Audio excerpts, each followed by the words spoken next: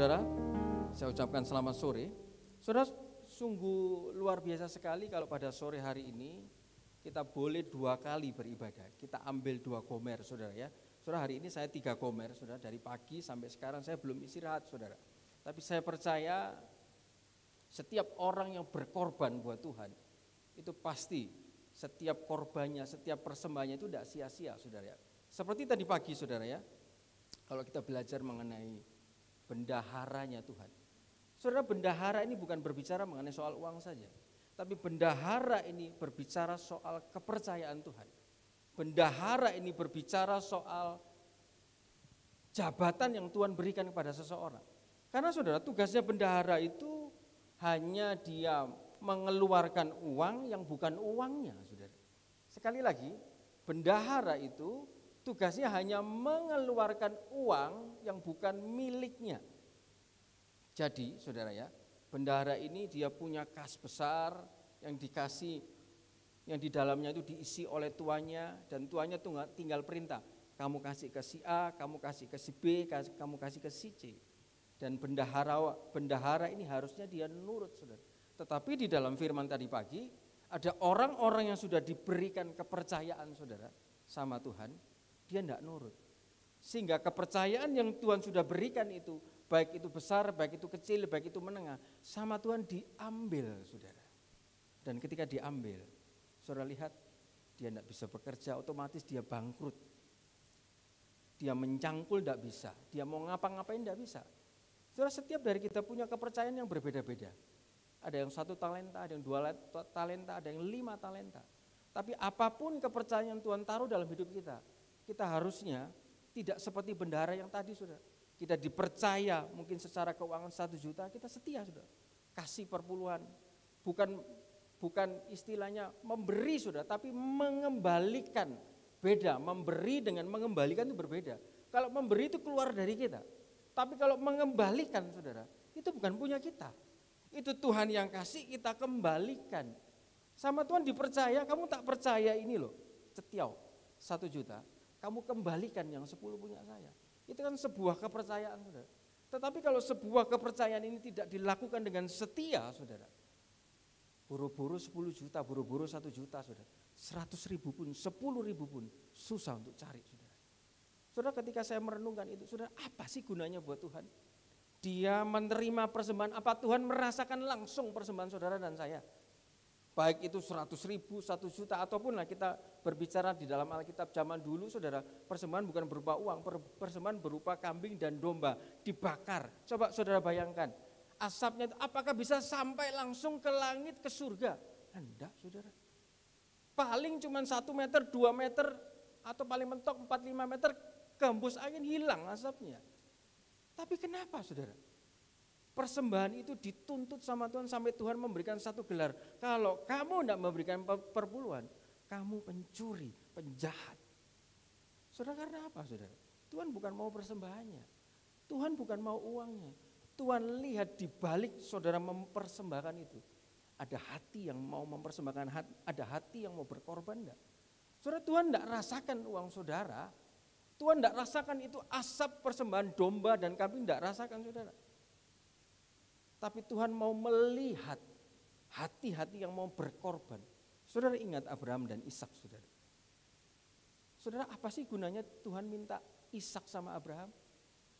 Harus disembeli sampai ada ajaran sesat, saudara. Oh iya, Ishak itu mau disembeli kan dia masih muda. Dia ini orang idiot. Dia ini orang Down syndrome. Dia ini orang yang punya penyakit istilahnya lambat berpikir. Enggak loh, saudara. Itu ajaran sesat, saudara ya. Dikatakan karena apa? Mereka mengambil hal itu karena loh kok diikat anak muda kok diem saja. Anak muda zaman sekarang ini kan kalau sedikit enggak cocok aja dia bantah, saudara. Sedikit enggak cocok saja dia ngomel. Tapi ini ada anak muda yang diikat, dipersembahkan, dia enggak ngomel. Oh berarti orang ini bipolar ini orang hempen ini. Tapi tidak, saudara. Ishak dan Abraham ini tahu hakikat memberikan korban. Ketika dia berkorban dengan hati yang tulus, tidak ada motivasi. Saudara lihat, Abraham itu tadinya orang biasa. Orang yang dari tanah Ur Kasdim tidak punya apa-apa. Ishak juga saudara, bukan anak orang kaya. Tetapi ketika persembahan ini diberikan dengan sungguh-sungguh, dengan hati yang tulus, hati ini sampai ke surga. Ada firman Tuhan mengatakan saudara, di mana hartamu, di situ hatimu. Saudara, Tuhan menuntut cuma hati. Banyak orang memberikan persembahan. Persembahan juga berbicara saudara, ketika Tuhan melihat ada perempuan yang memberikan persembahan, Tuhan berdiri di kotak persembahan, ada orang memberikan persembahan banyak, ada janda memberikan persembahan sedikit, tapi Tuhan melihat hati. Saudara, pagi tadi kita belajar satu korban. Setiap dari kita, kalau kita dipercaya seberapapun saudara, itu Tuhan latih hati kita. Ketika kita bisa setia dengan perkara yang kecil, dipercaya dengan setia, dengan mungkin kepercayaan, mungkin gaji 1 juta, 2 juta, 3 juta, 4 juta, 5 juta. Atau diberikan kepercayaan kecil hanya melayani di gereja seperti ini, tidak ada apa-apa, tidak ada acara apa-apa, tapi tetap setia saudara. Tuhan tuh lihat hati. Ketika didapati waktunya pas saudara itu seperti mengisi sebuah cawan. Dan ketika di dalam Wahyu mengatakan, ada seorang malaikat saudara membawa cawan penuh isi doa dan diajukan kepada Tuhan.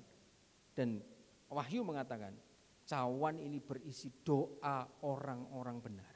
Jadi setiap kali saudara berdoa, setiap kali saudara berkurban, itu saudara memenuhi cawanmu. Ketika cawan ini kedapatan penuh, dan Tuhan lihat penuh di hadirat Tuhan, doa-doa saudara akan dijawab.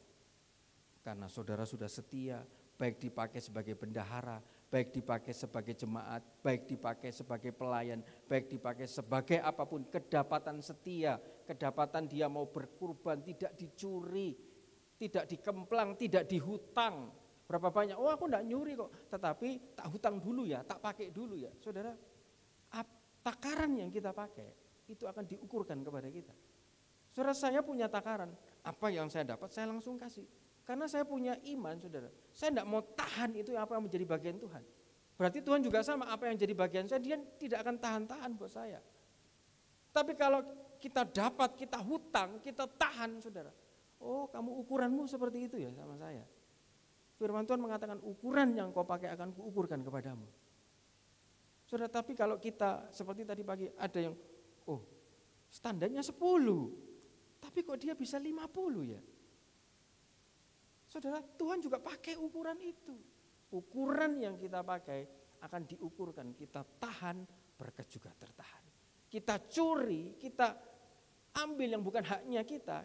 Apa yang menjadi hak kita juga Tuhan akan tahan, tidak akan diberikan kepada kita.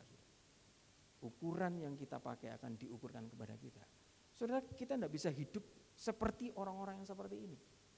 Pada sore hari ini, saudara, Tuhan izinkan saya belajar satu kebenaran firman Tuhan, saudara. Ketika kita menghadapi masalah, ketika kita menghadapi satu beban yang kelihatannya berat dan seolah-olah Tuhan tidak ada di sana, apa yang harus kita lakukan? Coba judulnya. Saudara, saya kasih judul firman Tuhan pada sore hari ini, If you can find God. Kalau saudara tidak bisa menemukan Tuhan ketika menghadapi masalah, ketika uangnya diambil orang, ketika haknya belum diberikan orang, ketika barangnya dicuri orang, ketika ada hutang yang belum terbayar dan ditagih sama penagih hutang, ketika ada cicilan belum punya uang untuk membayar, ketika menghadapi masalah apapun dan tiba-tiba kita tidak bisa melihat Tuhan. Kita tidak bisa menemukan Tuhan karena tidak ada jalan keluar, terus kelihatannya gelap, terus kelihatannya buntu. Kita belajar pada sore hari ini apa yang harus kita lakukan. Kita lihat di dalam Kidung Agung 1 ayatnya yang ke-8. Saya ajak saudara melihat Kidung Agung 1. Kidung Agung 1 ayatnya yang ke-8. Saya tunggu sampai semua bisa ketemu, saya akan bacakan buat saudara. Kidung Agung 1 ayatnya yang ke-8, ini terjemahan baru, saudara, saya akan bacakan. Jika engkau tak tahu hai jelita, di antara wanita, ikutilah jejak-jejak domba, dan gembalakanlah anak-anak kambingmu dekat perkemahan para gembala. Saudara, kitab Kidung Agung ini adalah satu kitab yang romantis, saudara.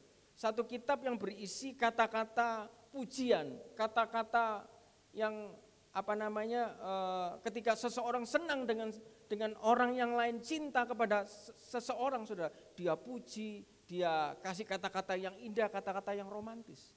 Dan Kidung Agung ini adalah gambaran, saudara, itu mempelainya Tuhan.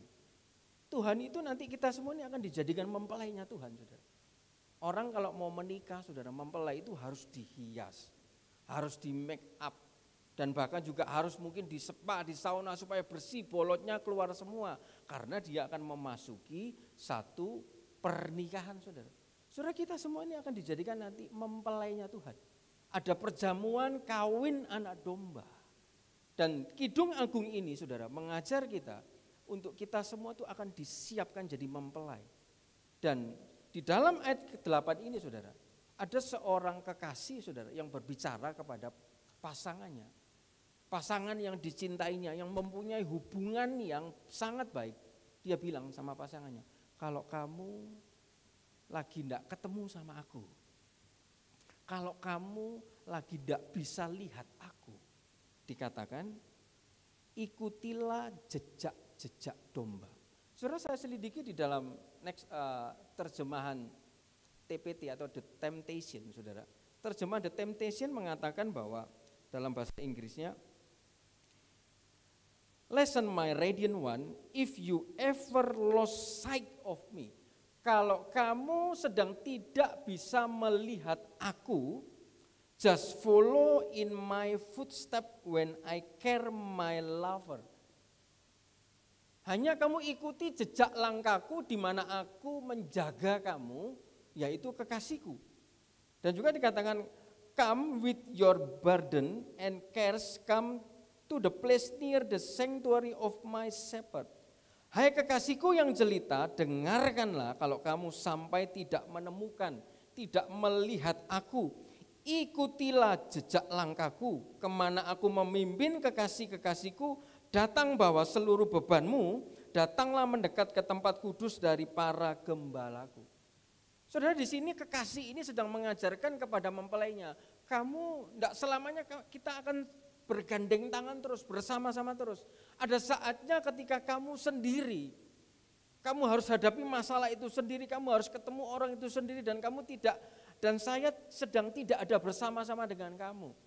Dan kamu sedang tidak bisa melihat saya. Ada kalanya, saudara, ketika kita menghadapi masalah, secara mata jasmani kita tidak bisa melihat Tuhan ada di sebelah kita. Kita tidak bisa melihat pertolongan, rasanya kok buntu ya, masalah ini semakin lama kok semakin berat ya. Tapi di sini jawabannya, saudara. Dikatakan ketika kita menghadapi masalah dan kita tidak bisa melihat Tuhan, tidak bisa menemukan Tuhan, adanya cuma masalah. Dikatakan ikutilah jejak-jejak domba. Saudara, namanya jejak itu ada tanda. Saudara, saya ingat sebuah cerita, saudara, ya. Di satu desa di India itu, saudara, ada satu kebiasaan. Ini kebiasaan yang tidak baik, saudara, ya.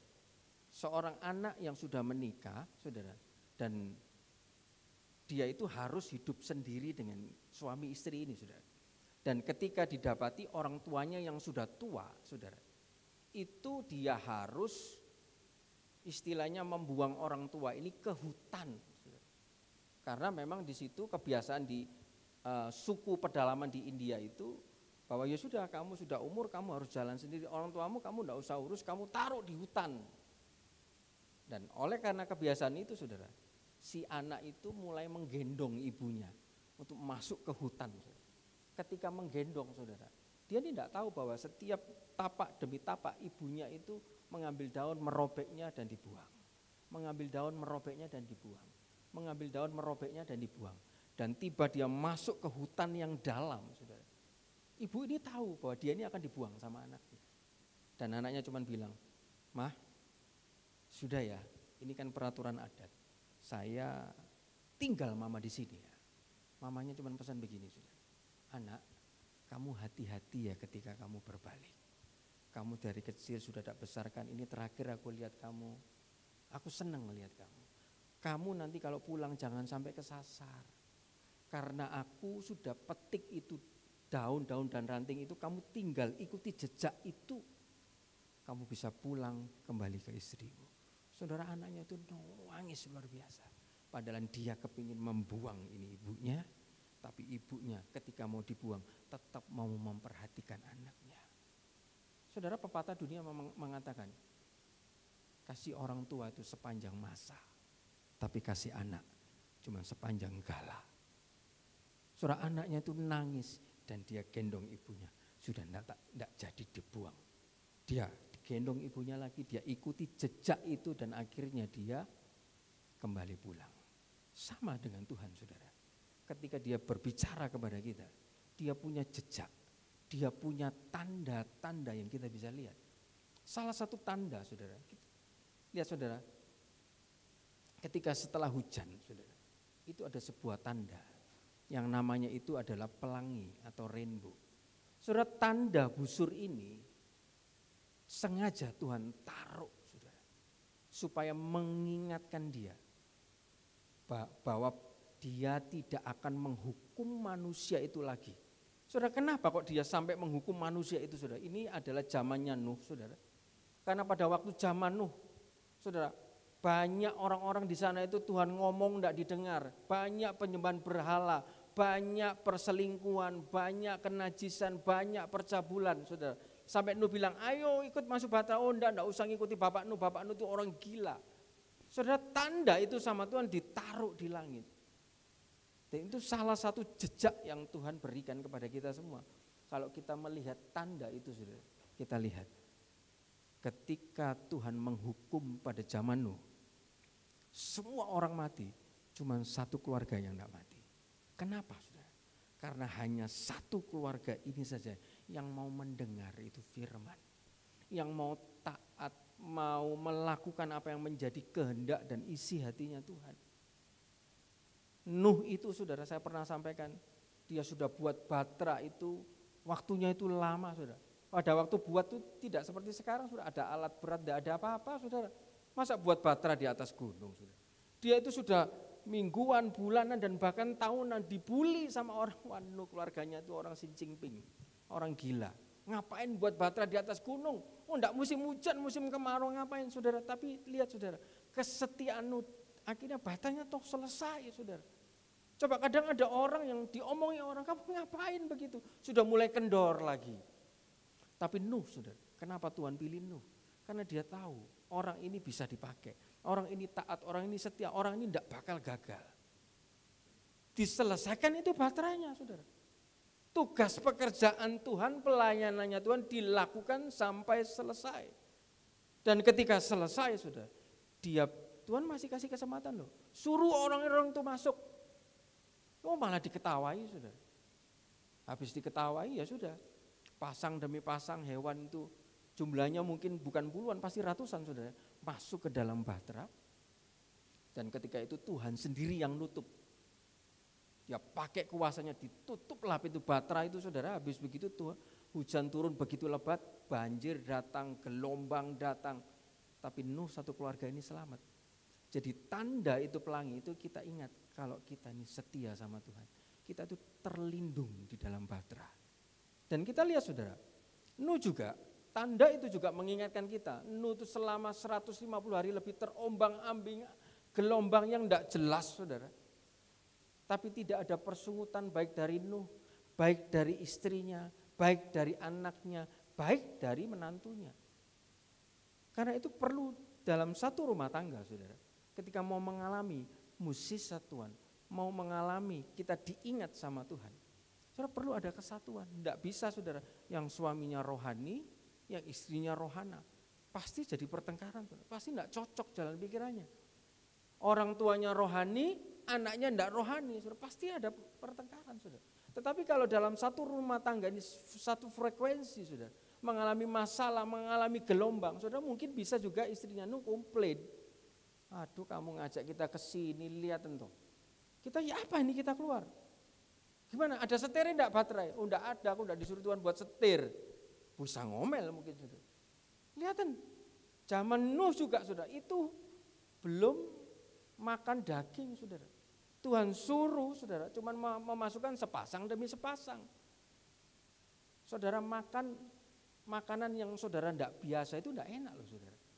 Zaman dulu Nuh dan keluarganya itu makanan dari tumbuh-tumbuhan, masih vegetarian, saudara. Karena Adam dan Hawa makanannya tumbuh-tumbuhan, belum ada binatang yang dibunuh, saudara. Lihat, makanan kita habis, kotoran binatang di mana-mana, pesing semua, saudara, tidak ada omelan. Ketika menghadapi gelombang, keluarganya Nuh ini tetap bersatu, saudara. Dan Tuhan lihat itu, Tuhan hitung itu, saudara, di dalam doa pagi, saudara. Tuhan tuh hitung loh. Setiap kita dengar suaranya, setiap kita lakukan firman, dihitung sama Tuhan. Dan ketika didapati, wah keluarga ini luar biasa. Habis itu Tuhan bilang, maka Tuhan ingatlah terhadap Nuh. Dan dibuka itu, istilahnya pintu batra, tapi sebelumnya airnya itu diredakan dulu. Saudara, itu tanda yang Tuhan berikan. Tadi kita belajar, kalau kita tidak bisa melihat Tuhan, kita belajar dari tanda-tanda yang Tuhan berikan. Dan saya belajar juga, saudara ya, ketika Nuh itu anaknya siapa sih? Oh, Nuh itu anaknya Lameh. Lameh itu anaknya siapa sih? Oh, Lameh itu anaknya Metusalah. Saudara, kalau kita belajar turunan-turunan ini bosan, saudara. Itu ada di dalam Kejadian 5 ayat 1 sampai 30. Ada memperanakkan Set, dia berumur 900 tahun dan matilah dia, dan memperanakan Set berumur berapa ratus tahun dan matilah Set dan akhirnya memperanakan Enos. Saudara, itu bosan. Tapi kalau kita sungguh-sungguh mau minta Roh Kudus bukakan, iki maksudnya apa sih? Tuhan Roh Kudus kasih pembukaan. Saudara, mungkin saya di situ kasih, saudara. Di dalam bahasa Ibraninya itu nama-nama itu mungkin tidak ada artinya. Tetapi ketika saya cari arti namanya ini, saudara, Adam dalam bahasa Inggris artinya man, Set dalam bahasa Inggris artinya appointed, Enos dalam bahasa Inggris artinya mortal. Saya tulis dari 1 sampai 10, ternyata itu jadi sebuah kalimat, saudara. Dan sebuah kalimat itu ngomongnya begini, saudara. Man is appointed mortal sorrow, but the blessing of God shall come down, teaching that his death shall bring powerful rest. Bahasa Indonesianya, kalau kata-kata itu digabung, saudara, itu manusia itu hanyalah ditunjuk sebagai kesedihan yang fana. Tetapi Allah yang terberkati akan turun untuk mengajarkan bahwa kematiannya akan membawa perhentian dan kelegaan yang kuat. Saudara, ketika saya renungkan, wah, saudara, Tuhan kok bisa ya menyiapkan sedetail ini? Kalau nama-nama itu Tuhan persiapkan detail dan terbentuk, saudara, kan ini belum zamannya Tuhan Yesus. Belum zamannya Tuhan Yesus akan mati, akan dikorbankan, belum, saudara, masih zamannya Adam dan Hawa.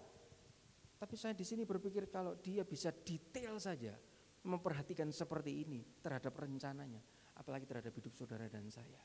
Setiap detail aspek kehidupanmu itu diperhatikan sama Tuhan. Makan, minummu, rumahmu, transportasimu, pasangan hidupmu. Kalau ada orang-orang yang mau berserah kepada Tuhan, detail hidupmu itu diperhatikan sama Tuhan. Karena kita sebelum kita terima Tuhan dikatakan man is appointed mortal sorrow. Kita ini cuman sebelum ada Tuhan di dalam hidup kita ini cuman daging yang fana, saudara.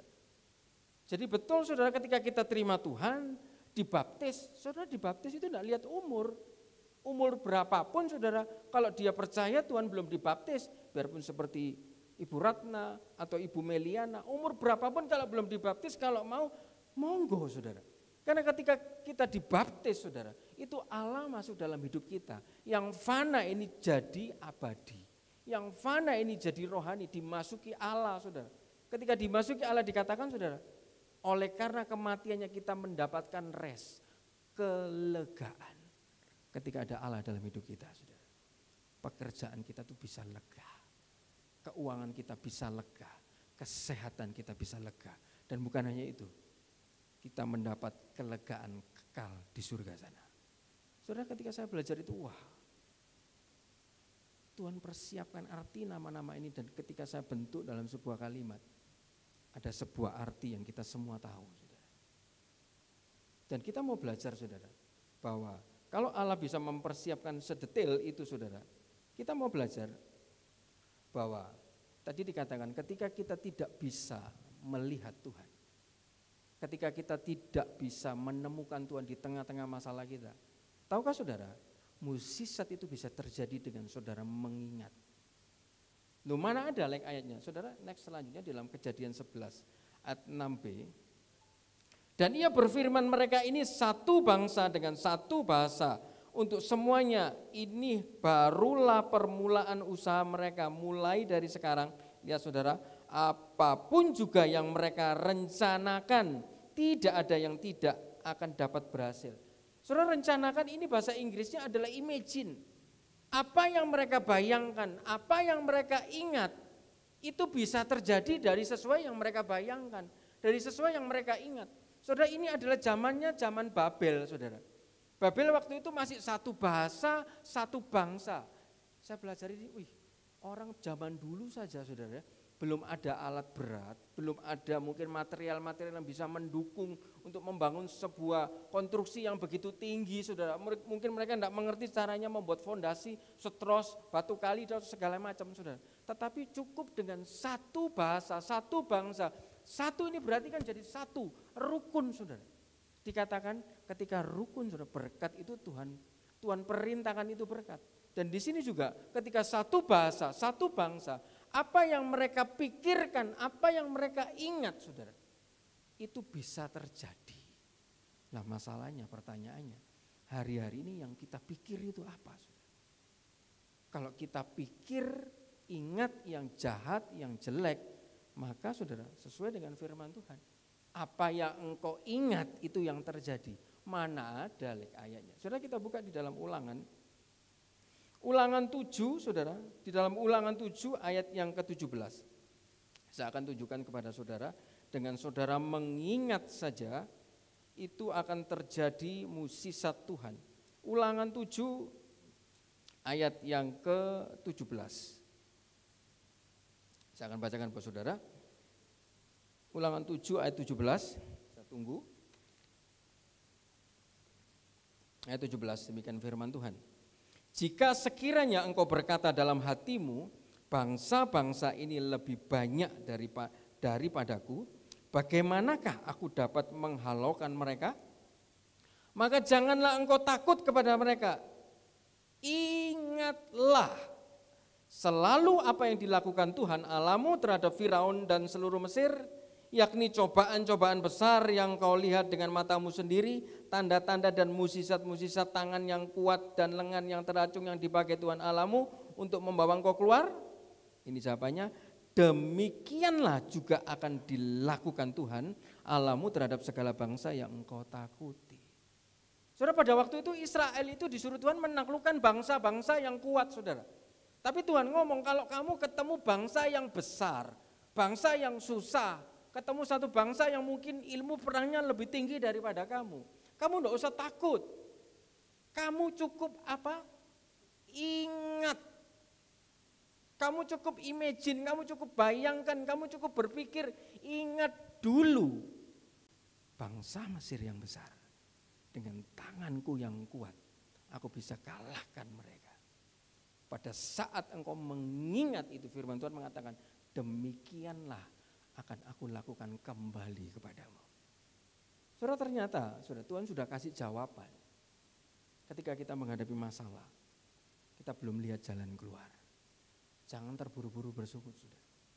Jangan terburu-buru pikiran saudara, mati aku. Gimana ya kalau aku tidak bisa bayar? Aku diteror. Diteror dari WA, diteror mungkin dari Facebook, dari Instagram, dimalukan namaku. Nanti mungkin bisa dipenjara, didatangi orang-orang penagih hutang, atau mungkin nanti bisa saya dimaki-maki, dimarahi, saudara. Yang dipikir yang jelek, nanti hilang barangku, nanti aku keluar uang besar, saudara. Kita sudah tahu hal pertama ini ketika kita menghadapi masalah dan kita tidak bisa melihat Tuhan. Kita cukup ingat pertolongan Dia yang kemarin. Karena dikatakan dengan kita mengingat, saudara, itu mukjizat itu bisa terjadi lagi. Makanya di dalam Filipi diajarkan apa, saudara? Yang baik, yang mulia, yang benar, yang adil, yang sedap didengar, yang disebut kebajikan, pikirkanlah itu. Dengan kita berpikir yang baik, mengingat yang baik, saudara. Maka mengingat pertolongan dan mukjizat Tuhan, maka dengan mengingat itu kita bisa mengalami mukjizat Tuhan. Bukan khawatir, bukan nangis, saudara. Bukan menggerutu, bukan lari dari permasalahan. Saudara, dalam terjemahan The Message, saudara, itu saya belajar lagi. Ketika kau tidak bisa menemukan aku, stay with your flock. Tetap bersama kumpulanmu. Jangan engkau pergi keluar, tetap bersama-sama di dalam kumpulan rumah Tuhan ini, saudara.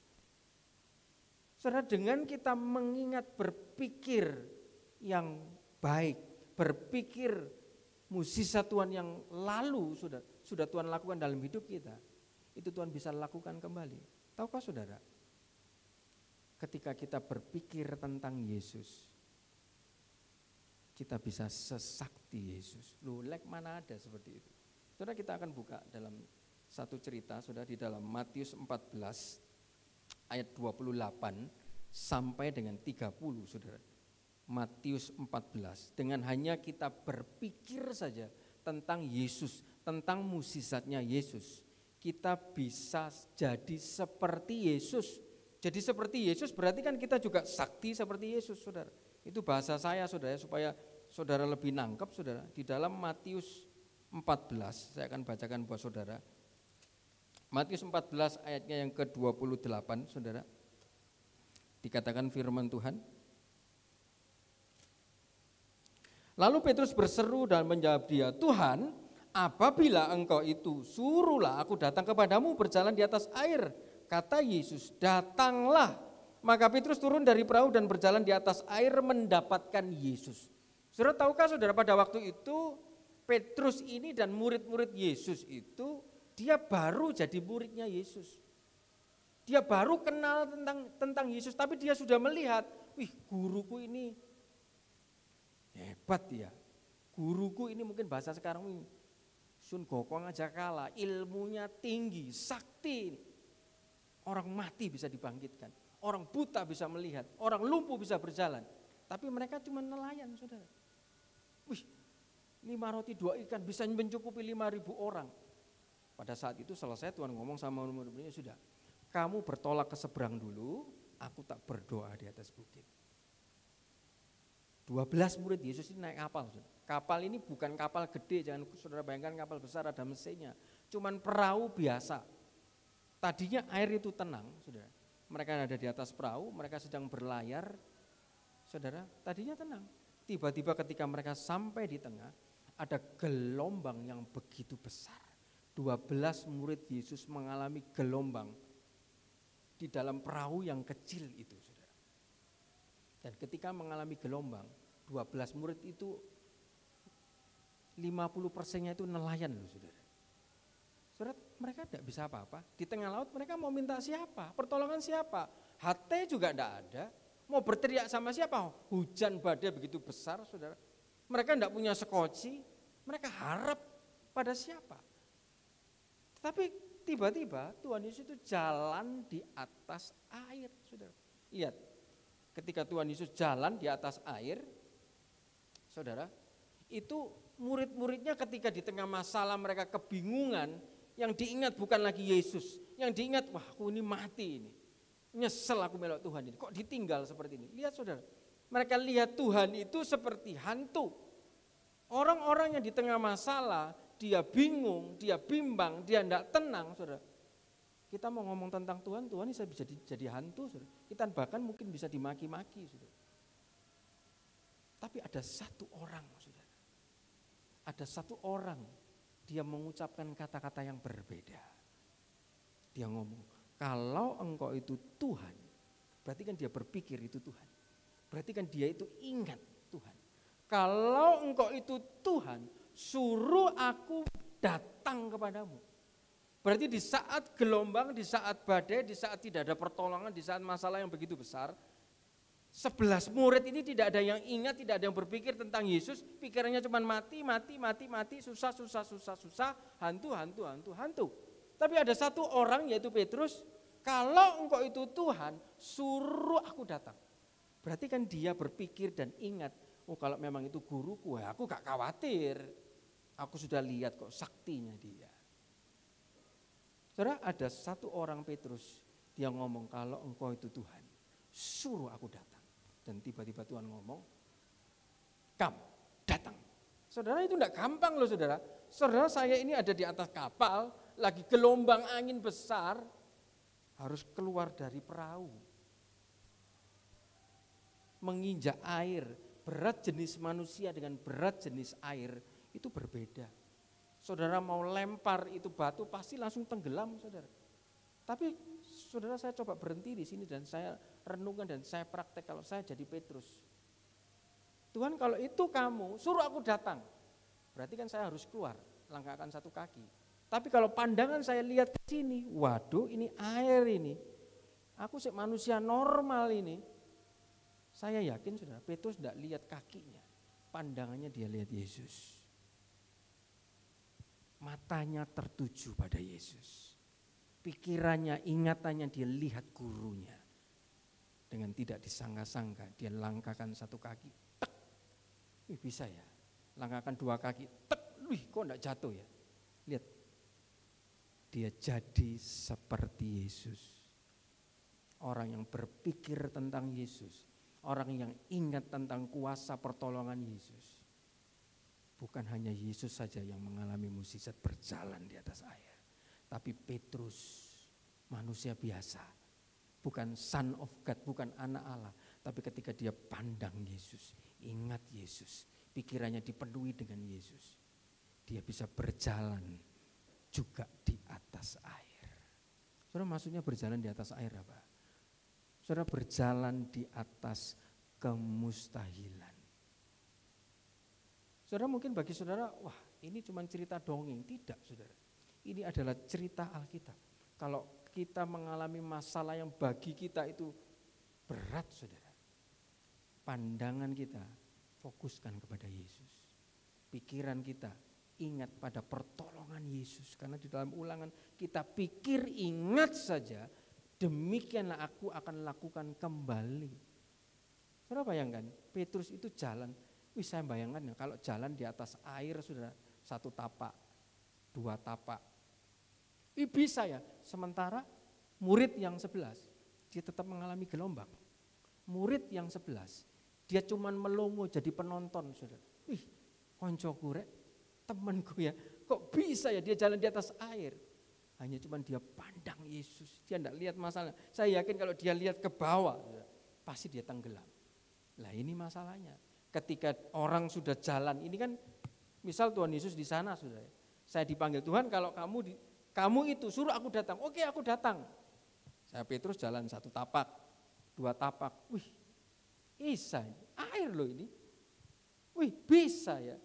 Tapi saya enggak noleh kanan, noleh kiri. Saya lihat Yesus. Oh, itu guruku. Was, ini aku pasti yakin lah guruku ini tolong saya. Jalan lagi. Tiba-tiba saudara, Alkitab mencatat dirasakan angin. Ada suara angin yang mulai masuk dalam telinga Petrus. Saudara, ketika kita berjalan bersama Yesus, kadang ada suara-suara sumbang. Iblis kasih suara-suara yang mungkin tidak mengenakan hati, suara-suara negatif, suara-suara mungkin yang istilahnya membuat mengedownkan kita. Lihat apa yang terjadi saudara. Ketika dirasa tiupan angin itu, Petrus takut dan mulai tenggelam. Saudara, saya bayangkan saudara, orang kalau tenggelam, saudara, saya sering kali renang sama Bapak Gembala, saya coba saudara, kalau saya lompat saudara, blup, kan langsung tenggelam saudara. Tapi kenapa kok Alkitab mencatat mulai tenggelam? Dan sampai Petrus ketika dia mulai tenggelam, sempat-sempatnya Petrus ngomong, Tuhan tolonglah aku. Saudara, Tuhan tolonglah aku. Saudara, itu 3 detik loh saudara. Tapi kalau saya melompat ke air, Tuhan belum sampai tolonglah aku sudah blub blub blub blub blub blub. Tapi kenapa kok Petrus itu bisa mengucapkan Tuhan tolonglah aku? Kok sepertinya tenggelamnya itu di slow motion. Saudara, kalau saudara lihat Zoom saudara, kalau koneksinya lagi buruk saudara, tiba-tiba kalau normal kan, saudara mari kita buka ayat. Tapi kalau koneksinya lagi buruk, itu bisa slow motion. Saudara, mari kita buka Alkitab. Kadang kan pasti ada yang pernah merasakan begitu.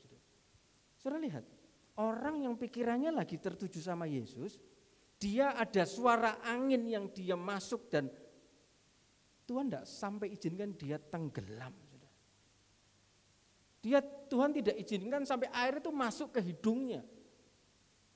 Orang yang lagi jalan ada di jalan Tuhan, orang yang lagi menjalani perintah Tuhan, orang yang lagi menjalankan firman Tuhan. Ketika ada suara angin, biarpun mungkin dia belum lihai, saudara, rohaninya belum lihai, saudara. Ketika dia dengar itu suara angin. Saudara, ketika saya membangun rumah saya, saudara, banyak suara-suara. Kamu lenda iso bayar, dilasukno penjara. Lihat kan, karyawan itu saya pernah beli mesin pemanas air, saudara, saya tidak iso bayar, saudara. Karyawannya itu telepon saya maki-maki, Pak, sampean ku lek kiri kan duit-duit, ojo maling ngopo. Ini karyawannya, padahal bosnya kenal sama Bapak Gembala, saudara. Saya ditelepon karyawan yang tadinya baik karena saya ditagih tidak punya duit, diizinkan, saudara. Sampai diambil mesin pemanas itu. Saudara, ketika kita dengar suara itu, Petrus juga dengar suara itu, tapi saya sedang jalan. Loh, ini disuruh Tuhan yang bangun. Masa mau berhenti di tengah-tengah? Lihat saudara, Tuhan bilang apa? Maka Tuhan memegang Petrus dan tidak sampai tenggelam. Saudara, beruntung sekali kalau kita menghadapi masalah. Kita pikir Yesus, kita ingat Yesus. Kalaupun kita diizinkan jatuh, jatuhnya itu pelan, slow motion.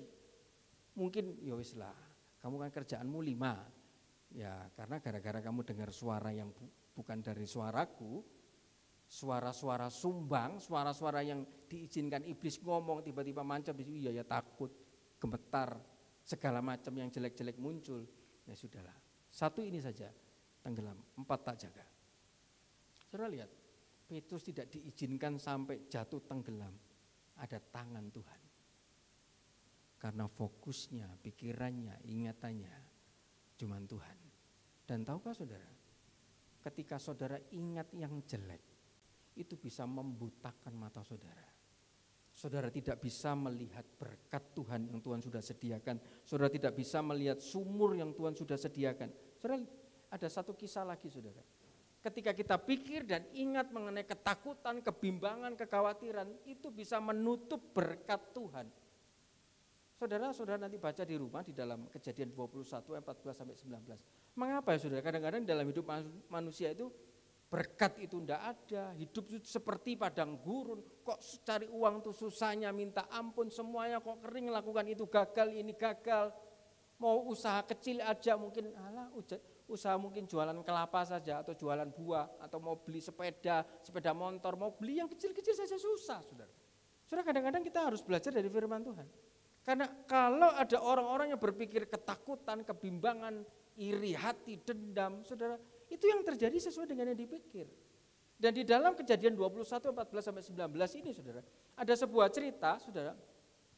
Abraham itu manggil Hagar istrinya, dia kasih sekerat roti dan juga 1 buli-buli air, saudara. Dan dia bilang, sudah Hagar, kamu pergi ya dari sini ya.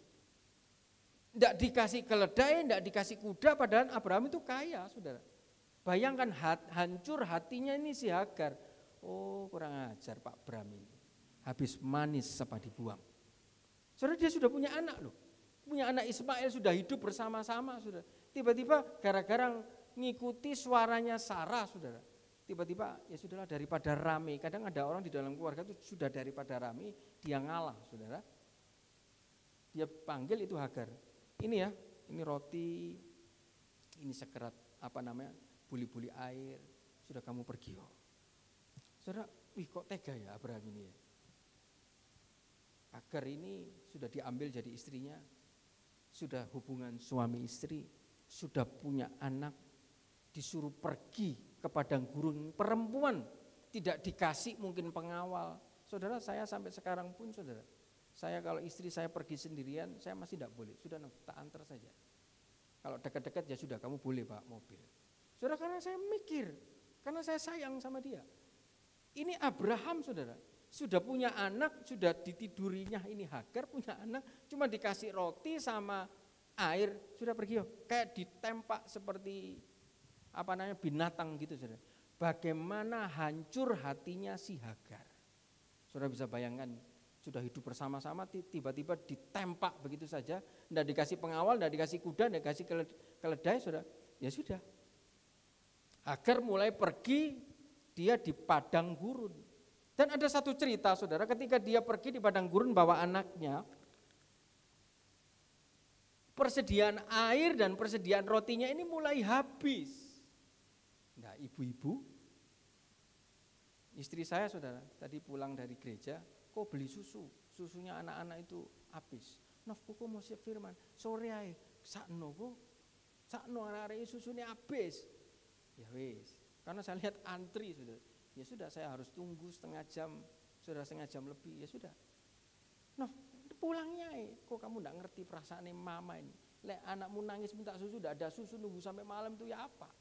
Saudara, sama yang dialami Hagar, saudara, dia lagi gendong ini Ismail, saudara. Airnya habis, rotinya habis, dia sedang mengalami mungkin hatinya, waduh panas, saudara, sakit ya. Suamiku kok begini, katanya bapak orang beriman, kok model begini. Kadang-kadang kita diizinkan ketemu masalah yang seperti ini, saudara. Dan lihat yang dilakukan Hagar, nanti saudara baca.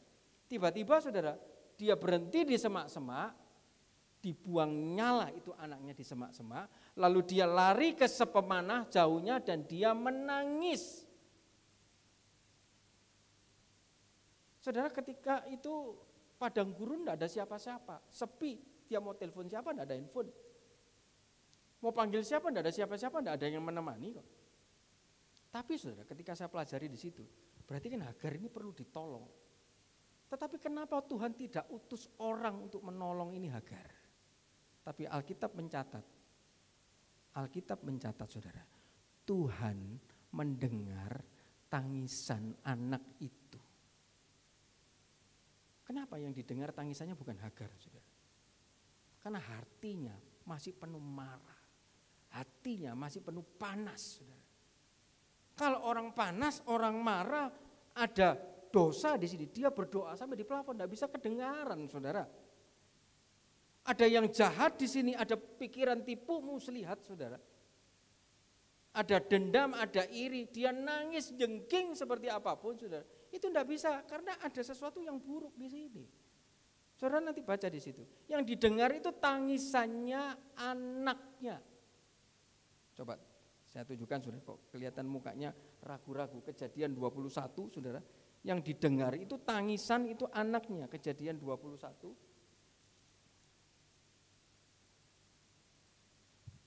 Dan Tuhan kirim bukan orang, saudara. Kita lihat nanti siapa yang dikirim sama Tuhan, saudara. Kejadian 21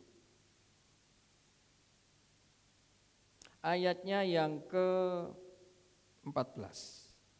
Kejadian 21 ayat yang ke-14, ayat 17. Allah mendengar suara anak itu, lalu malaikat Allah berseru dari langit kepada Hagar, katanya kepadanya, apakah yang kau susahkan Hagar?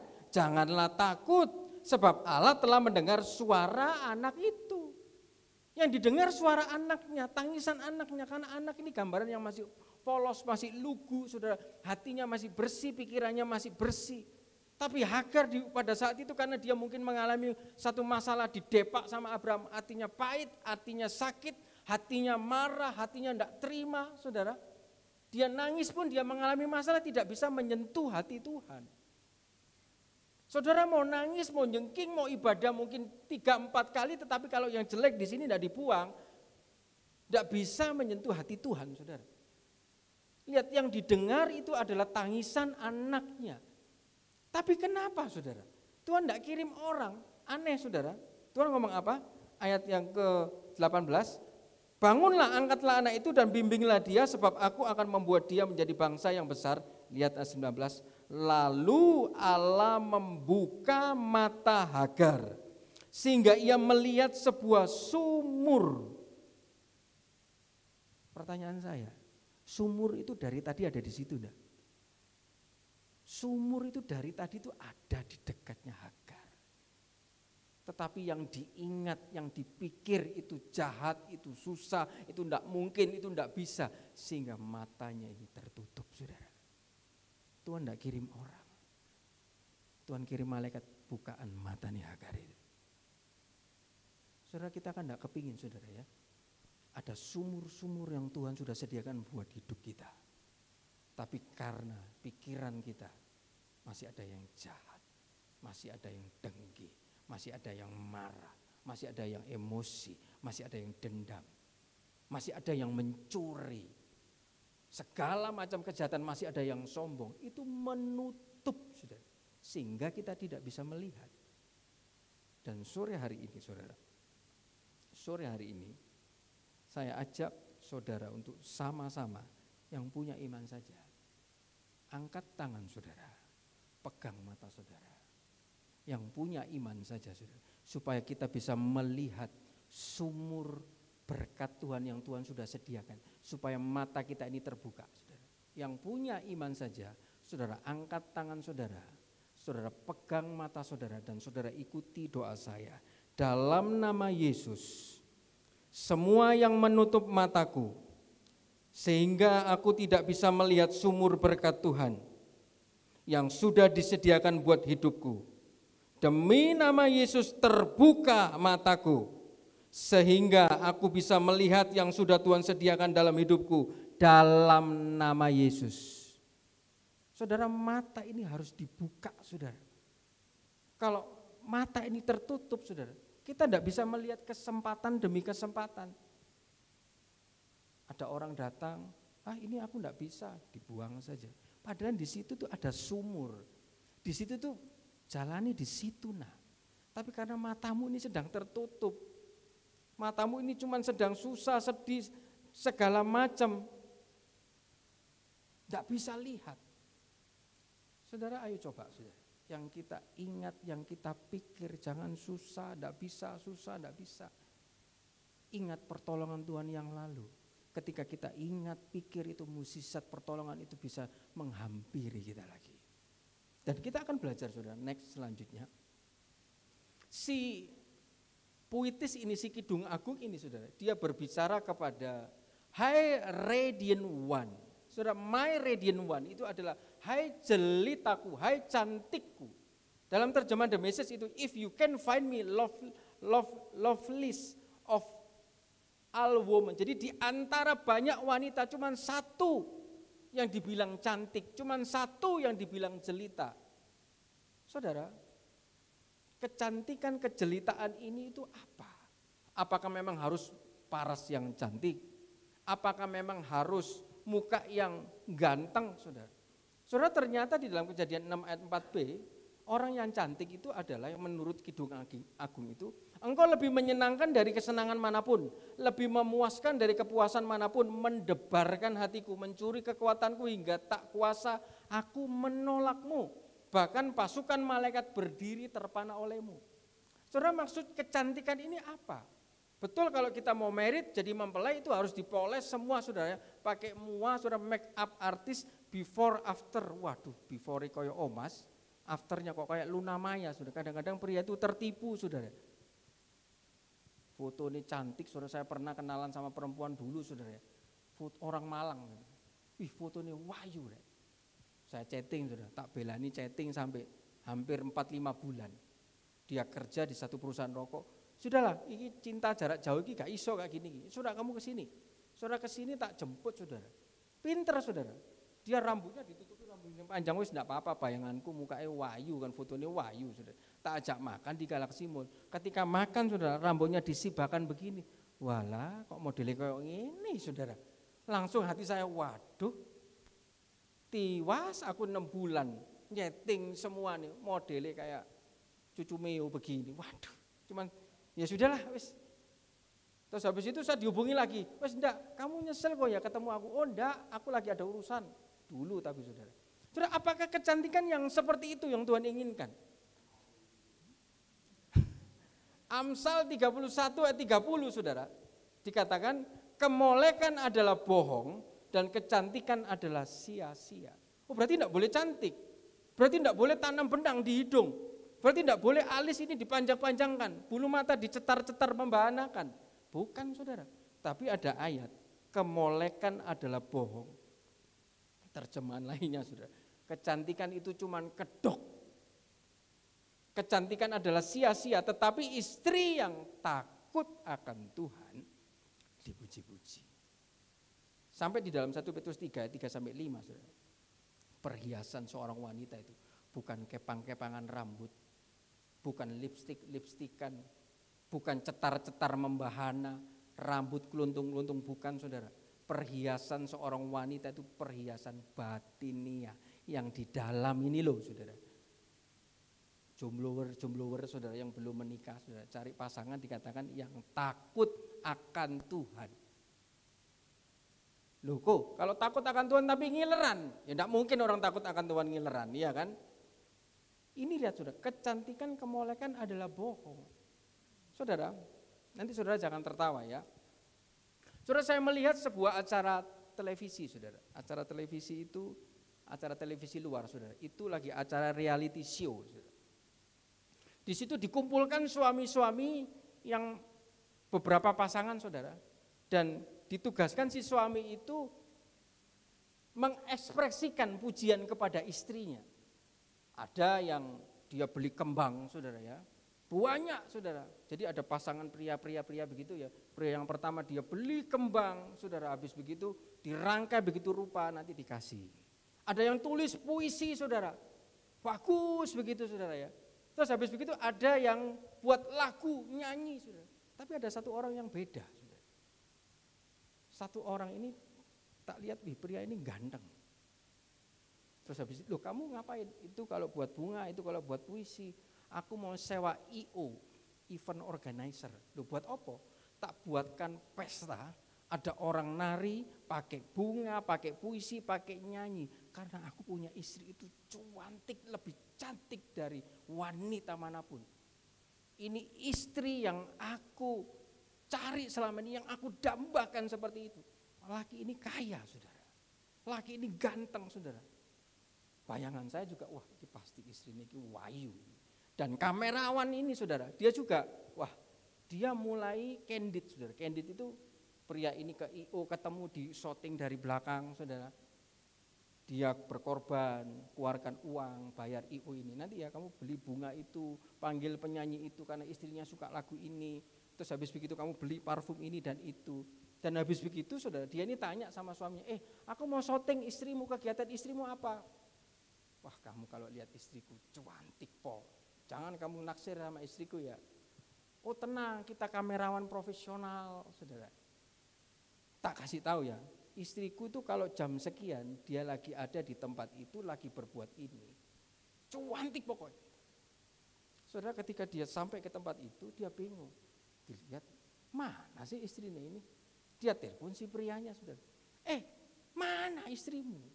Kalau lihat orang cantik kan, orang ganteng semua kan seneng. Saya pastikan yang laki ini ganteng saudara. Dan yang perempuan ini saudara, mana ini istrimu? Saya tak kasih fotonya saudara. Dikasih fotonya jeriet. Oh alah, itu toh istrinya. Saudara lihat istrinya saudara. Ini lakinya saudara. Dia itu kaya. Ganteng kan saudara. Jangan baper ya yang jomblo-jomblo ya kan. Jadi kalau makan tidak perlu diet, lihat. Orang gemuk segini saja punya suami ganteng seperti ini ya kan. Saudara lihat. Semua kamerawan itu terdiam. Kok bisa orang lempok, orang dugong kayak gini. Saudara ini kan gemuk kayak ikan paus, panggilannya dugong saudara ya. Gemuk kayak gini bisa dapat pria ganteng kayak gini, soge kaya lagi saudara. Saudara tiba-tiba ketika di dalam acara reality show itu saudara dia dipanggil sama MC-nya. Dia cuma bilang, saya ini dari keluarga yang mengerikan.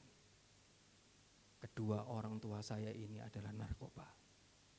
Saya 4 bersaudara, 3 ini narkoba semua. Ada yang sakit jiwa, ada yang Down syndrome, ada yang bipolar, ada yang cacat. Anaknya, keturunannya semua gara-gara narkoba ini. Orang tuanya masih hidup tapi harus dirawat, cacat, kena narkoba. Dan saya satu-satunya anak yang sehat.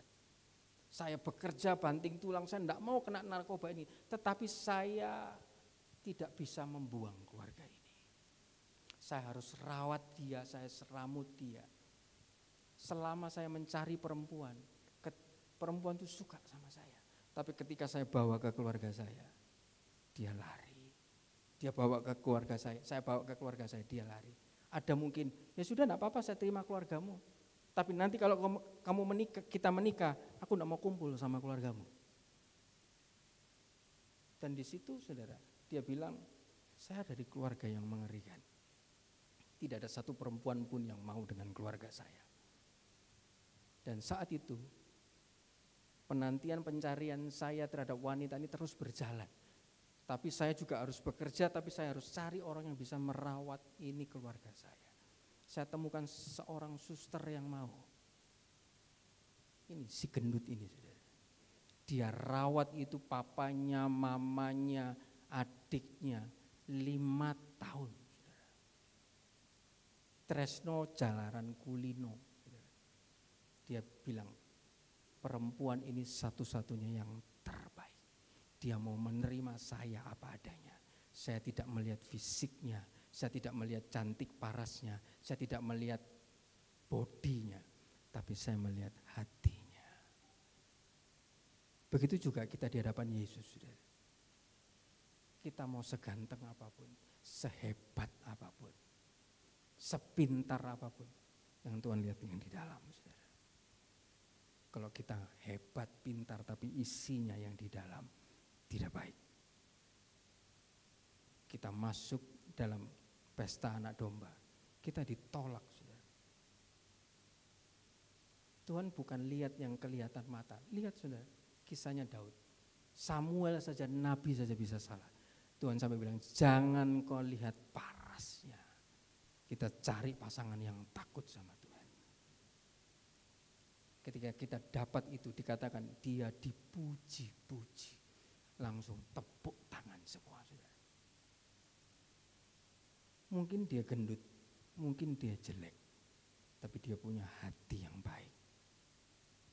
Banyak orang mukanya cantik, saudara, di make up sana, di make up sini, hidungnya ditambahi operasi plastik biar mancung, saudara. Giginya yang tonggos mungkin dimasukkan, cantik sekali, tapi sifatnya mengerikan, saudara. Kita kalau dapat orang seperti itu, neraka, saudara. Saudara, tapi orang ini begitu bahagia karena dia punya istri, punya yang tidak bisa dibeli dengan uang. Perhiasan manusia batinnya. Saudara, ciri-ciri mempelai yang layak bagi Tuhan itu apa? Dia itu taat. Dikatakan, saudara, di dalam Kidung Agung 6 ayat 4, oh cintaku engkau sangat elok. Saudara, kalau tadi cantik, saudara, itu dilihat dari batinianya. Elok ini artinya adalah yapeh, fit, sesuai, pas atau cocok, tidak lebih, tidak kurang, saudara. Saudara, saya yakin Ibu Gembala ini kalau buat kue, saudara, tepungnya pasti ditakar. Mungkin obat untuk pengembang kuenya juga harus ditakar. Nah, mungkin saudara Kesia datang, "Ma, ini kurang banyak." Sudah ke sini memang sudah takarannya harus pas, tambahin sedikit, Pak, atau kurangi sedikit, tidak bisa, sudah. Harus fit, harus pas. Kita dalam mengikut Tuhan, saudara. Sifat kita, reaksi kita, mulut kita itu harus pas dengan firman. Tidak bisa ditambah, tidak bisa dikurang, saudara. Cara kita memberi, cara kita mengembalikan perpuluhan, cara kita melayani harus fit, harus pas, harus cocok. Cara kita beribadah, saudara, juga harus fit, harus pas, harus cocok sesuai maunya Tuhan, saudara. Kalau kita beribadah sesuai dengan mau-mau kita sendiri, saudara, kita dengar firman semau-mau kita sendiri, saudara, kita ini tidak layak, tidak fit, tidak elok, tidak pas, tidak cocok. Lah ngapain kita beribadah, saudara? Tuhan sampai bilang di Yesaya, saudara, aku muak dengan pertemuan-pertemuan ibadahmu, aku muak dengan korban-korbanmu, singkirkan itu semua. Karena orang melayani, orang datang ke gereja, orang ibadah, tetapi hatinya tidak fit, hatinya tidak cocok, hatinya tidak pas sesuai dengan maunya Tuhan. Saudara, kalau kita seperti itu sampai sekarang, amsyong, saudara, hongyam, saudara. Kalau seperti itu, saudara, bagaimana hidup kita ini berkenan di hadapan Tuhan? Kita mau dijadikan mempelai loh, saudara. Kita semua ini, siapapun dari kita, masa lalu kita bagaimanapun saudara, kita akan dijadikan mempelai loh. Tahukah saudara? Hari ini roh Belial itu saudara, itu sudah menguasai Amerika dan Australia. Karena apa saudara? Banyak orang-orang, aku enggak mau fit, aku mau tambah. Loh, aturannya seperti ini, enggak bisa. Aku mau tambah. Loh, aturannya seperti itu enggak bisa, harus dikurangi, harus dipotong. Saudara, ada firman Tuhan, saya belajar saudara, apa persamaan Kristus dan Belial? Harusnya Kristus itu tidak bisa disamakan dengan Mamon. Tapi Belial ini, saya belajar, Belial itu adalah lawlessness. Orang yang tidak mau diberikan hukum, orang yang tidak mau diberikan aturan, ketika dikasih aturan, aku enggak mau. Mesti menggok, sudah. Ketika dikasih, ya sudah ya, jamnya segini, ibadahnya jam segini, Zoom-nya 2 kali, ibadahnya pagi sore. Selalu saja saudara, aku enggak mau, aku cuma pilih satu. Saudara, setiap dari kita tuh maunya tuh beda-beda saudara. Ada yang mau Zoom 1 kali, ada yang mau Zoom 2 kali, ada yang mau kebaktian online saja, cukup online saja, ada yang mau datang ke gereja. Kalau online saja, kita mau masuk ke surga, disuruh datang ke gereja, enggak mau. Kalau Tuhan bilang, ya sudah kamu masuk surganya online saja ya, lihat dari jauh. Saudara, ukuran yang kita pakai akan diukurkan kepada kita, saudara. Roh Belial itu seperti itu, saudara. Dia tidak mau dikasih aturan, saudara. Saudara tahukah, saudara? Rohani yang tinggi, itu dia berdoa bukan untuk kepentingan dirinya. Rohani yang tinggi, itu dia berdoa sesuai dengan kehendak Tuhan. Untuk orang lain, untuk kemuliaan orang lain. Kalau hari-hari ini saudara cuma berdoa, Tuhan tolong rumahku, mobilku, pasanganku, semuanya ku. Rohanimu masih pendek, saudara. Tapi kalau saudara hari ini berdoa untuk orang lain, menolong orang lain, berpikir orang lain, itu rohanimu sudah mulai naik, saudara. Jangan bangga doamu dijawab Tuhan. Hore, tembok Yeriko dijebol. Saudara lihat, doa itu bisa dijawab Tuhan. Israel, saudara, dia berdoa, dia minta raja. Tuhan bilang, enggak. Kamu tak kasih nabi, enggak aku minta raja. Enggak, kasih nabi. Aku minta raja, aku minta raja. Akhirnya dikasihkan sama Tuhan. Tuhan itu di dalam Yesaya 1, itu seperti bapak. Saudara, saya bapak, saya punya anak. Gwen, jangan kamu mainan pisau. Enggak Pak, Wen mau. Saya sudah bilang, jangan. Wen mau, jangan. Tapi karena berisik, saudara, nangis terus.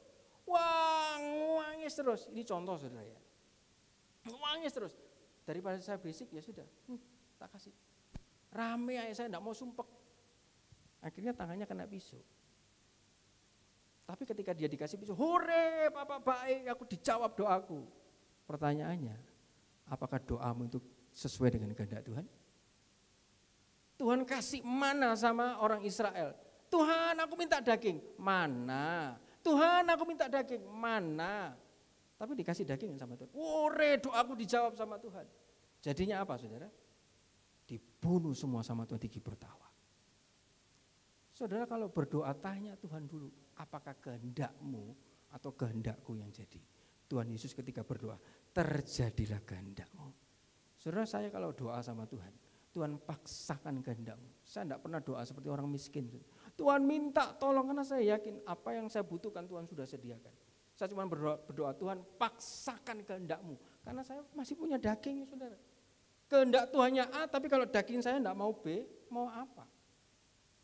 Saudara, roh Belial ini ada roh yang tidak mau dikasih firman, dikasih hukum, tidak mau. Dan tahukah saudara, roh Belial ini sudah masuk di Amerika. Orang boleh milih gender, bayangkan saudara. Di Amerika itu orang boleh milih, kamu mau jadi perempuan atau mau jadi laki. Dikasih kebebasan, ada hukum yang mengatur. Jadi kalau lahir laki, dia mau jadi perempuan, enggak apa-apa. Karena itu hak setiap orang, boleh milih gender. Loh ya apa saudara? Dan juga di Amerika dan di Australia juga saudara, boleh diresmikan perkawinan LGBT. Laki sesama laki boleh dan masuk ke gereja, saudara. Perempuan sama perempuan boleh masuk ke gereja.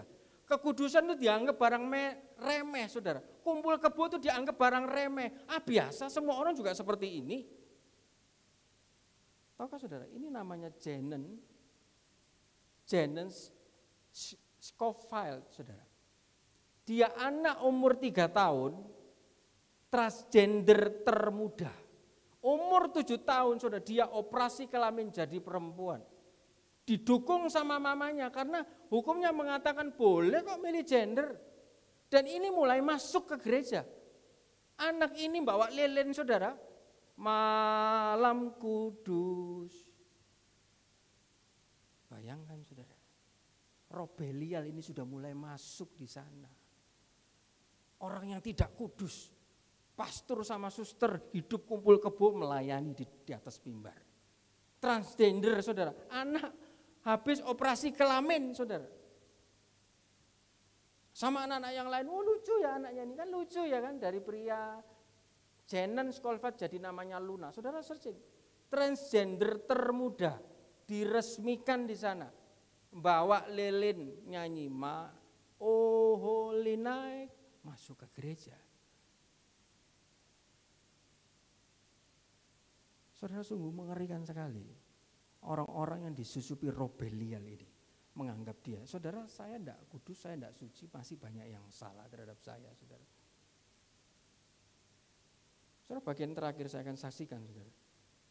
Saya permulaan di gereja sini itu saya dibentuk, difondasi sama Tuhan. Dulu saya punya prinsip, jangan sekali-kali sentuh keluarga saya. Baik itu mama saya, papa saya, atau adik saya. Kalau kamu mau sentuh saya saja. Saudara, satu kali saya pernah berurusan dengan mertua saya, tapi jauh dulu sebelum saya kawin dengan dia. Karena apa? Gara-gara prinsip ini, jangan sentuh garai keluargaku.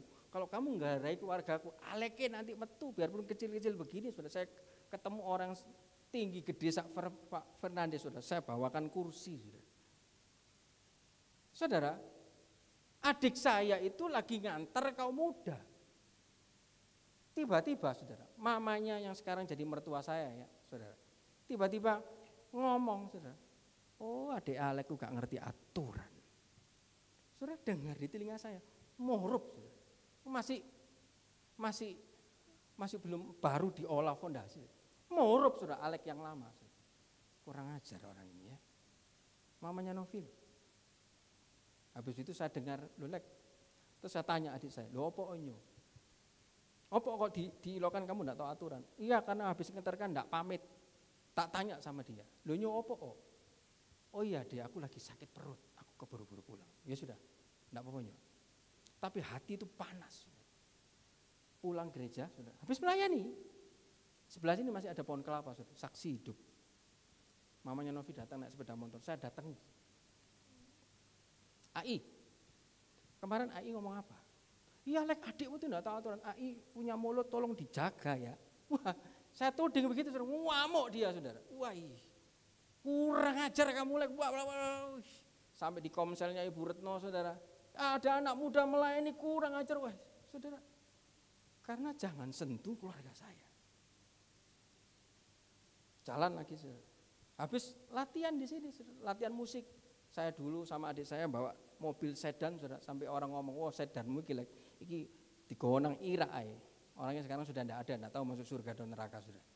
Mau naik sedan api-api, saudara. Wah mobil ngene mbok gowo gonang ira ae gak payu iki Lek. Nggak apa-apa, saudara, yang penting aku naik mobil sedan. Nggak ada parkiran kan di Manyar, saudara. Saya harus parkir ke kantornya mama saya. Dan ketika parkir, saudara, ya sudah saya parkir, saya jalan dengan adik saya. Ini ada saksi hidup. Bapak Gembala manggilnya kan Safred, saudara ya kan. Saya dipanggil Saflek, ya sudah. Saudara, saya jalan sama adik saya berdua. Dan di tengah jalan, saudara, ada orang 4 duduk, saudara. Garai adik saya, nyo, si nyo. Saya jalan duluan, adik saya dipanggil nyanyo. Saya bilang, ayo cepat pulang. Tapi hati saya itu panas, saudara. Mokong, adikku mbok garai. Saudara, adik saya masuk kamar, saya pulang masuk kamar lihat kayu, saya bawa kayunya, saya datangi orang 4 itu, saudara. Gede-gede, saudara, orangnya. Ternyata mabuk orangnya. Mas sampean mau ngomong apa mas? Loh kan gak apa-apa kok nyelonyo kan konsinyo. Loh, iki kayu pernah nggak mlebu nang cangkemmu mas? Oh sepurane nyo. Keder dia, aku bawa kayu saudara. Wes mas lain kali jogon ya cocotmu ya. Wah saya ngomong begitu saudara. Dulu saya begitu saudara, pulang dari gereja latihan loh saudara. Membara saudara, wah. Habis itu merasa saya menang saudara, ya sudah. Wes yo, macam-macam kayu tak gini kan semua. Koncore datang 4, lapo, Cino iku. Dikeroyok saya orang 8, gebuk-gebukan saudara. Pulang dari gereja. Hal yang saya tidak bisa saudara, itu terus diperhadapkan ke saya. Ya sana, ayo, keluargamu tak buat begini. Ayo, mamamu tak buat begini. Saudara, satu kali saya tahu ada orang yang membuat mama saya menangis, keluarga saya susah saudara. Tapi saya tahan. Karena itu pembentukan buat saya. Hal yang paling saya tidak suka diperhadapkan sama Tuhan, bisa enggak kamu? Bisa enggak kamu? Ayo, bisa enggak kamu? Ini loh kayak gini, bisa enggak kamu? Dan saudara hari-hari ini, hal itu datang lagi saudara. Mama saya datang kepada saya. Lu ada uang enggak? Lu kenapa mah memangnya? Ini kerjaannya mama lagi sepi. Cuman mama sudah buka giro. Ya lu ada uang, taruhin sini aja. Mama kan megang rekeningku. Masuk keluar mama tahu. Iya ya. Cuman mah tenang oh. Untung saudara saya punya istri itu enggak cocomeo saudara ya. Bah rekening saya dipegang mama saya, bah uang itu saya dapat langsung masuk saya, enggak pernah komplain satupun saudara. Kadang-kadang ada perempuan, lu kok bukan kasih nomor mamamu, aku butuh ini, butuh itu, butuh ini. Saya enggak pernah ajak jalan-jalan sama dia juga enggak pernah ngomel saudara. Kadang-kadang ada perempuan lihat itu jalan-jalan ke Jepang, ke Hongkong, ke Singapura, aku ya kepinginku. Wah kalau dapat perempuan seperti itu saudara jalat saudara. Kalau yang mau menikah seperti itu batal saja. Saudara ini enggak pernah saya ajak makan kemana saudara. Saya coba ke Ndeles saudara. Tahu saudara Ndeles itu makanan cuma ayam penyet di pinggir jalan. Dia enggak komplain saudara. Dia enggak pernah komplain uang masuk ke sini, masuk ke sana. Saya enggak pernah ajak jalan dia. Saya pagi renang dengan Bapak Gembala, kadang pulang bulu tangkis. Saya enggak ada waktu buat dia. Tapi enggak pernah satu kata pun dia marah. Dan tiba-tiba saya bilang sama mama saya, sudah mah tenang. Kalau yang lalu ditolong, pasti ini pun ditolong. Sudah mama enggak usah mikir, anggap saja beres. Saudara saya mulai pakai akal saya. Dulu mama saya pernah datang, subuh-subuh saya bangun saudara. Gudang mama saya sama tempat mama kerja itu tak sembayangi semua saudara. Sampai saya naik ke atas. Besok Sabtu kan biasanya Sabtu orang libur saudara. Karena kerjaan enggak banyak, Sabtu diliburkan. Tiba-tiba mama saya masuk. Loh apa mama? Ono pesanan 80 karung. Saudara saya sampai nangis. Padahal baru tadi malam. Saya sampai naik di atas, turun di bawah sampai dilihat di CCTV. Lapo bojoku bengi-bengi ndoleki tikus ta. Oh ngawur aku gak nyari tikus yo ngapain aku lagi sembahyang ben barangi mama iki payu. Saudara Sabtu laku 80 karung. Saya lakukan hal itu lagi saudara. Ya mungkin dengan akal saya saudara. Mungkin barangnya laku dia bisa menutup. Karena saya juga masih ada tanggungan saudara. Cicilan rumah 12.500.000. Belum orang tuanya istri saya mau operasi saudara. Dia datang, oke, saya terima semua saudara. Saya berusaha jadi orang itu tidak begini saudara. Apa yang Tuhan jadikan datang ya sudah. Saya mampu semampu saya kasih saudara. Saya tampung semua, saya total semua. Cicilan saya, ini mobil, ini rumah segala macam saudara. Belum kebutuhan anak-anak saya, ditambah ini blek ini mama saya saudara. Ya mungkin ini ada barang ini yang bisa dijual. Tapi berdoa 1 hari, 2 hari. Mah ono pesanan? Gak ono. Besok lagi. Bukan besok saudara. Siang saya tanya, mah ada pesanan? Nggak ada. Sore saya tanya, mah ono pesanan? Gak ono, takut terus saya. Dia bilang begitu. Lu tanya masuk salah mah. Bek ono pesanan. Apa sih? Wis ono ta? Sik turung mah ndak ada sih tenang aja pasti ada nanti hari aja. Hari keempat lo ya beres saya bilang. Saudara saya ndak ngerti harus lari kemana. Sepertinya Tuhan ini harus pakai apa? Sepertinya saya ndak melihat Tuhan, ndak ada gambaran sedikit pun saudara. Apalagi hari-hari ini saudara. Pajak itu saya kerjaan konsultan pajak saudara. Buru-buru orang mau bayar pajak saudara. Untuk makan saja susah mau bayar pajak, apalagi mau bayar konsultan. Tapi saya tetap berserah sama Tuhan. Tiba-tiba teman saya yang lama ini telepon, saudara. Halo bro, penunggang kuda. Saya dipanggil penunggang kuda, kurang ajar saudara. Aku gak pernah naik kuda, mencolok penunggang kuda. Dia mau bangun pabrik kurang lebih ukuran hampir 10.000 meter. Bro, aku ini mau bangun hampir 10.000. Apa kan butuh kontraktor tak? Aku ada. Oh kontraktor wis ono bro, sudah ada. Cuman nantilah, next aku akan bangun lagi. Cuman aku lagi butuh orang untuk nangani kreditku di bank sama izin untuk pembangunan ini. Saudara, faktanya bukan di situ. Wah, sik engko tak dolekno uwonge. Loh, aku gak butuh orang lain. Urusan apa? Kak kon nganggur wae enake mulutmu, aku nganggur ya apa sih? Ya gini-gini ya rodok ibarat pun rodok pengangguran saudara ya kan. Tapi ya wis aku gak kayak kerjaan. Wis tolonglah bro. Wis gaweno penawaran lah, gak apa-apa. Saudara saya masih ragu-ragu, fak saya bukan di situ. Ngurusi bank saya bukan ahli dalam bidang bank. Ngurusi izin juga, UKL, UPL, IEB, belum rekom lalin, andal lalin. Wah, tadinya saya enggak tahu sama sekali. Tapi ketika, wes bro, buatan penawaran, wes gampang-gampang, saya remehkan itu. Saya iki opo iki? Mata saya belum terbuka sudah, seperti Hagar tadi. Tiba-tiba ketika saya turun ke bawah ngambil minum, kamu katanya minta tolong sama saya, kerjakan itu. Loh Tuhan, aku gak ngerti kuwi apa caranya. Kerjakan itu, belajar kamu dari situ. Saya disuruh belajar sama Tuhan.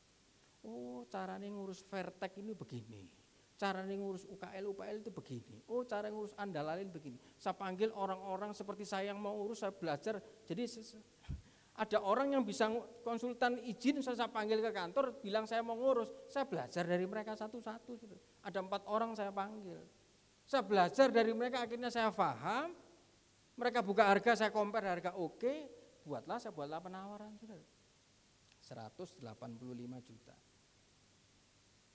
Saya kasih, bro, hati deg-degan sudah. Teman sebelum saya nulis penawaran, saya berdoa, Tuhan tak tulis piro ya. 300 ya, kan ada yang ngasih saya penawaran 500 sudah. 400 ada, 300 ada. Cuman ya inilah, gunanya kita perlu Roh Kudus saudara. 300 ya Tuhan, si tama, si koniko ya wis turun. 200 kebesaran. 190 si kakek enggak enak hatiku. 185 kok hatiku enak ya sudah tak tulis, tak email saudara, tak kasih enggak lama. Bro oke kerja no. Aja oke ae. DP ne kirimen bos. Yo DP paling 10% bos. Kebutuhan saya saudara. Untuk nutup mama saya 80. Untuk cicilan saya 12. Untuk belum operasi, belum anak saya hampir 100. Bro kirimen cepek. Bro durung kerja kok cepek. Ya wis nek gelem ya wis. Ya wis gak apa-apa. Kerjaan lho ya. Iya. Detik itu juga. Set. Masuk 100. Tanpa saya harus keluar jualan segala macam. Cuma di dalam kantor saya berdoa. 100 masuk. Mama saya, Mah masuk 100. Ini untuk ini, Mah 20. Cicilan rumah kan? Oh iya. Ini Gwen. Oh iya. Ini Queen. Oh iya. Ini cicilan ini. Oh iya. Ya wis 80 pagian, Mah 20 tak pakai saya. Selesaikan perkara saudara. Terus ya apa 80 ini, Mah? Ya wis lah, aku paling butuh waktu 1 minggu. Enggak apa-apa mama mau pakai supaya aku punya pikiran. Enggak lah, cukup lah seminggu 10 hari. Seminggu, 2 minggu, 3 minggu, sebulan, saudara. Saya enggak berani lagi mama saya enggak membuat dia berpikir. Saya cuma bilang, Mah, ada apa-apa, mama saya punya Tuhan sama punya saya. Ngomong semua sama saya. Apapun itu, tak tanpa. Karena waktu mama besarkan saya, mama enggak pernah pikir untung rugi. Saya pun kalau mau membantu mama, saya tidak mau mikir untuk rugi. Saya jelaskan sama dia, itu juga berlaku untuk orang tuamu. Saudara-saudara, saya jadi pagar di depan. 1 bulan saya lihat, wah, tidak ada yang masuk sama sekali. Saya mau nagih mama saya itu sampai tak tutup mulutku daripada kepikiran, kasihan kan saudara. Ya sudahlah, cuman saya berdoa kembali, Tuhan ki opo. Ini sudah sebulan orangnya nelpon Tuhan. Uang 100 ini, seperti tadi Petrus berjalan sudah, ada suara-suara, kon dicekel polisi, kapok kon. Ngambil uangnya 100 juta, gimana gak mau bayar, mati kon sudah. Suara-suara itu datang saudara. Tapi saya tengking dalam nama Tuhan Yesus, minggir suara ini. Aku ingat, iya ya dulu aku juga ditolong Tuhan. Ini kecil, 80, 100 ini kecil. Dulu saya bangun rumah, saya ingat tagihan saya di Bapak Gembala, tagihan besi, tagihan semen lebih daripada 100. Saya ingat karena saya ingat firman ini saudara. Ingat yang lalu, kalau Tuhan tolong pasti kamu ditolong. Saudara, sementara saya mengingat. Dan sementara saya berdoa, sudah saya serahkan, wes urusanmu Tuhan. Tiba-tiba ada satu klien saya, Pak, saya dapat surat pajak, saya disuruh bayar 1 miliar. Ya apa ini? Kon ya apa ngurusi? Kamu ya apa ngurusi kok bayar 1 miliar? Lihat dulu suratnya apa, loh ini loh. Ternyata kamu punya duit sebesar ini, kamu enggak ngomong sama saya. Oh iya, lek. Hitungannya 1 miliar loh. Nah terus ya apa lek?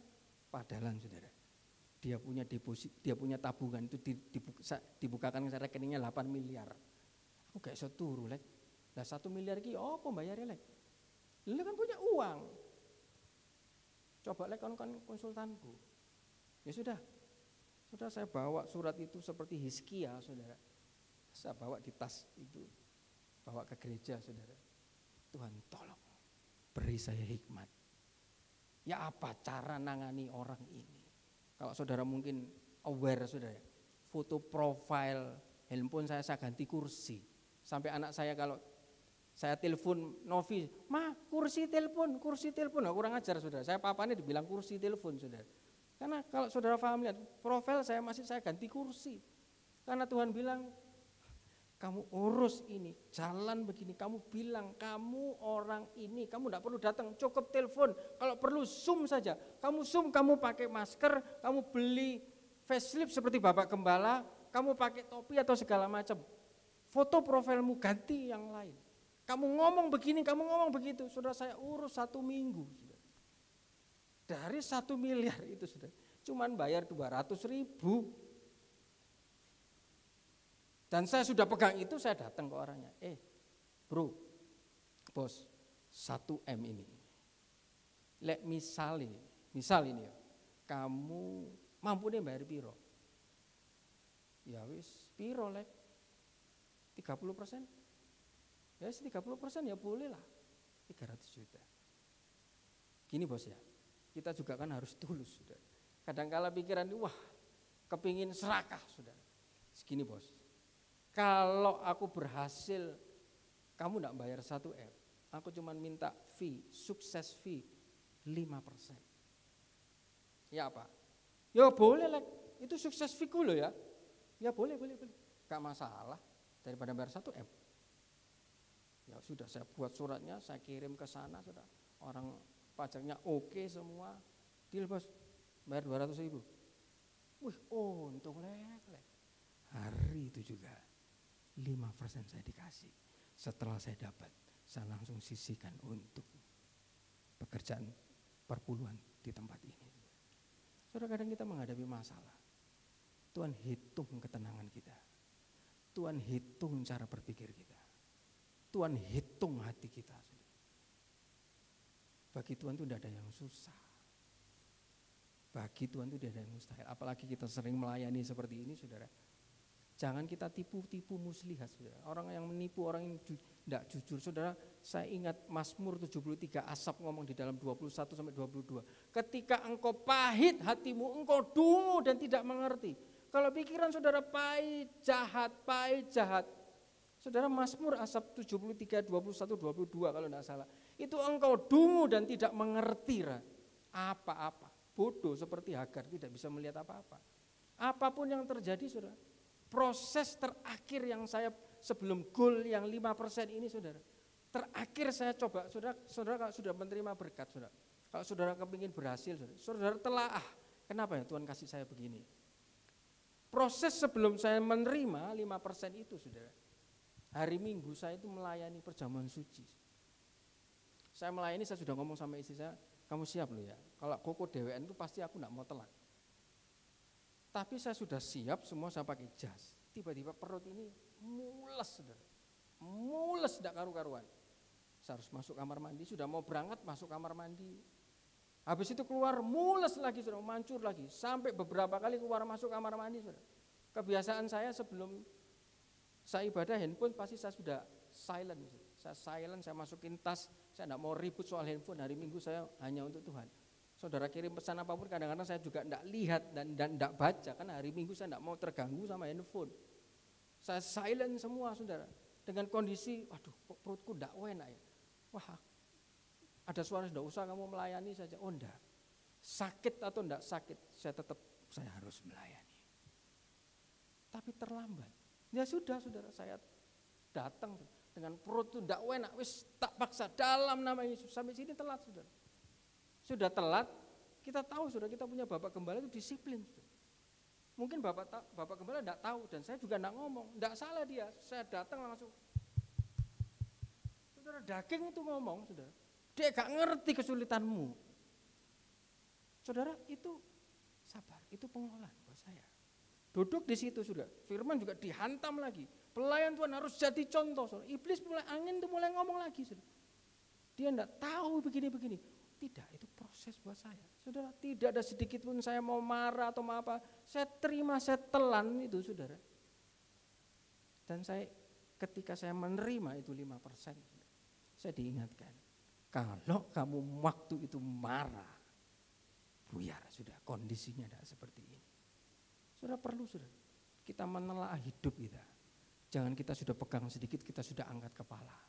Jangan bilang, saya pernah ketemu satu anak muda, saudara ya. Saya bilang, perhatikan keluarga, keluarga itu nomor satu. Oh tidak, Tuhan yang nomor satu. Anda salah. Saudara, kalau Alek zaman dulu, kalau bahasanya Pak Ihsan, tak pancal kon. Cuman ya sudah. Saudara, yang kelihatan saja tidak bisa diperhatikan, apalagi yang tidak kelihatan. Saudara, kadang-kadang kita harus benar di hadapan Tuhan. Saya cuman ingat, kalau Bapak Gembala, waktu saya membangun rumah, ingatan saya cuma satu, saudara. Kalau Bapak Gembala wis mari bangun, tidak kerja, mosok saya tidak bisa. Yang ingatan saya ketika saya tidak punya uang, itu saja menguatkan saya. Dia bisa, kenapa saya tidak? Dia bisa, dia tidak kerja. Bisa, aku juga pasti bisa. Kalau yang dulu pembangunan rumah ini ratusan juta, saudara, lagi kecil saja. Saya cuma ingatan saya begitu. Apa yang saudara ingat, apa yang saudara pikir, itu yang terjadi. Malam hari ini jangan engkau khawatir tentang apapun juga. Tuhan itu sudah buka, siapkan semua sumur, tinggal mata saudara bisa terbuka atau tidak. Malam hari ini saudara, biar firman ini bisa menemani saudara besok saudara menghadapi apapun. Tidak usah pusing, tidak usah khawatir. Tetap pikir, pandang Tuhan. Nanti saudara, bukan hanya Tuhan saja yang mengalami mukjizat, bukan hanya Tuhan saja yang sakti. Bayangkan saudara, Bapak Gembala sering bilang lau chen pei, saudara. Orang bosnya bos bisa takut sama Bapak Gembala. Ketemu tuh seperti tikus kecelup, saudara, tidak berani. Lau chen pei, bosnya bos. Saya berpikir, saya cuma punya iman. Saya sering renang sama dia. Saya masuk kolam whirlpool. Saya biarkan dia masuk duluan, tapi ketika dia keluar, saya seperti Elisa dalam nama Tuhan Yesus. Yang dia punya, aku juga punya. Dia masuk ke kolam dingin, saudara. Dia keluar, saya masuk. Dalam nama Yesus yang dia punya, aku punya. Dia ngomong orang lain bisa tunduk. Tuhan, kalau dia bisa, aku juga bisa. Saya ngomong sama orang yang punya masalah 1M ini. Saya ngomong apapun dia, oke lek. Malam hari ini, saudara, rohani kita harus naik. Saudara. Jangan hanya sekedar rohani yang ada di bawah. Ketika rohani kita naik, apapun yang kita hadapi, pasti ada jalan keluar. Puji Tuhan, demikian firman Tuhan, saya kembalikan pada Bapak.